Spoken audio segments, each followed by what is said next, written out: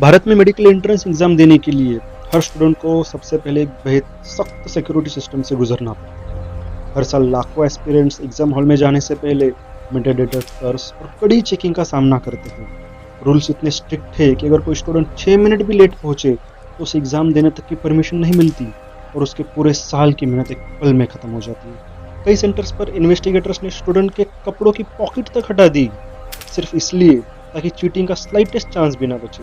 यानी हम 18 साल के स्टूडेंट्स को मैक्सिमम सिक्योरिटी प्रिजनर्स की तरह ट्रीट करते हैं, लेकिन दूसरी तरफ असली एग्जाम पेपर डिजिटल डार्कनेस में खुलेआम बेचा जा रहा है। अब देखिए 2026 नीट पेपर लीक का एग्जैक्ट रूट। एग्जाम से 15 दिन पहले महाराष्ट्र की प्रिंटिंग प्रेस इनसाइडर ने पेपर बाहर निकाला और उसे जयपुर के 2 कोऑर्डिनेटर्स तक पहुंचाया। वहां से यह हरियाणा के एक डॉक्टर तक गया जो इस स्कैम का मिडलमैन था। इसके बाद पूरा ऑपरेशन डिजिटल हो गया। राजस्थान के सिखर में बने 400 मेंबर का एक व्हाट्सएप ग्रुप था। यह पेपर उसमें सर्कुलेट हुआ, जहां डेस्परेट एस्पिरेंट से 30,000 से लेकर 28 लाख रुपए तक वसूले गए।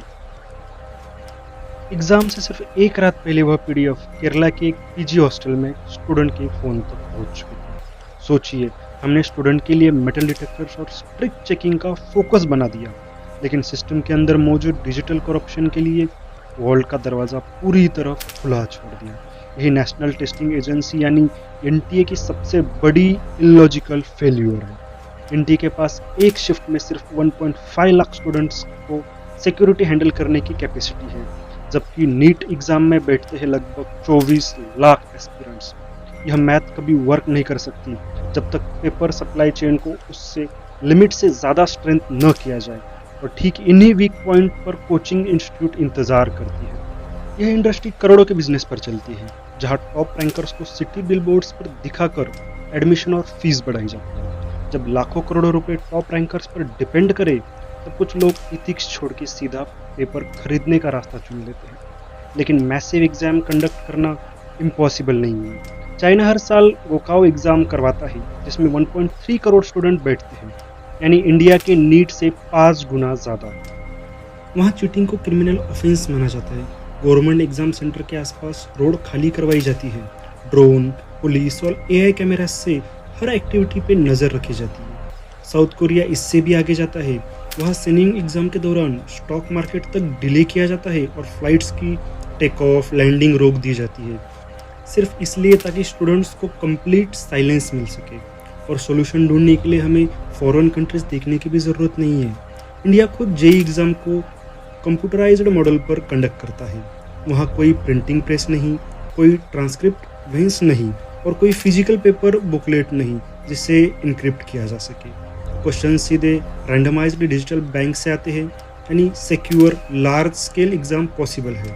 लेकिन पुराने फिजिकल पेपर सिस्टम पर डिपेंड रहना एक चॉइस है, और यही चॉइस ब्लैक मार्केट को पैदा करती है। अब इसका सबसे डेंजरस इम्पैक्ट समझिए। WHO के अकॉर्डिंग हर 1000 सिटीज़ पर कम से कम एक डॉक्टर होना चाहिए। जर्मनी में यह रेशो है 4 से ज़्यादा, अमेरिका में ये 2.5 से ज़्यादा, लेकिन इंडिया में सिर्फ 0.8 डॉक्टर पर 1000 सिटीजन्स है। हम पहले से डॉक्टर की शॉर्टेज से जूझ रहे हैं, और अब इमेजिन कीजिए आने वाले कुछ सालों में पेशेंट्स उन डॉक्टर्स पर डिपेंड रहेंगे जिन्होंने एग्जाम इंटेलिजेंस और हार्ड वर्क से नहीं, बल्कि एक लीक्ड पीडीएफ से पास किया। जब कोई स्टूडेंट छोटी सी गलती करता है तो उसका एडमिशन कैंसिल हो जाता है, लेकिन जब पूरा सिस्टम फेल हो जाए तब टॉप ऑफिशियल्स पर कोई अकाउंटेबिलिटी नहीं होती। कोई ये एक्सप्लेन नहीं करता है कि पेपर लीक कैसे हुआ, और मेहनत करने वाले स्टूडेंट के वेस्ट ईयर्स की रिस्पॉन्सिबिलिटी कौन लेगा। जब सिस्टम शॉर्टकट दिखाने वाले को रिवॉर्ड करे और मेहनत करने वाले को पनिश, तब देश के ब्राइटेस्ट माइंड उन देशों में चले जाते हैं जहां उनकी हार्ड वर्क की रिस्पेक्ट की जाती है।